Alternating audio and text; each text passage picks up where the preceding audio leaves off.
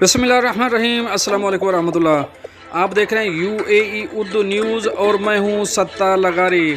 खबरों की तफसील की तरफ जाने से पहले एक रिक्वेस्ट, अगर आप मेरे चैनल पे पहली बार आए हैं तो प्लीज़ चैनल को सब्सक्राइब कर दीजिए और साथ बेल के आइकॉन के ऊपर भी क्लिक कर दीजिए। अब चलते हैं खबरों की तफसील की तरफ। मुत्तहिदा अरब अमारात में ज़लज़ले के हल्के झटके महसूस किए गए। अब इस खबर की तफसील।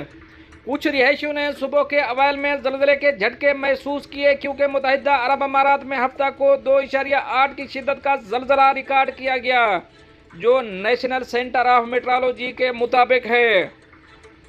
ज़लज़ला मकामी वक्त के मुताबिक सुबह 3:03 पर साहिल खोरफकन से 5 किलोमीटर की गहराई में आया।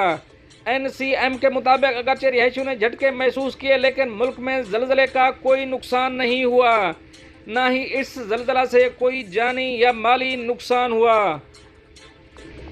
दोस्तों, ये तो थी एक अहम अपडेट जो आप दोस्त शेयर करी है। मिलते हैं नेक्स्ट अपडेट के साथ नेक्स्ट वीडियो में, तब तक के लिए अल्लाह हाफिज़।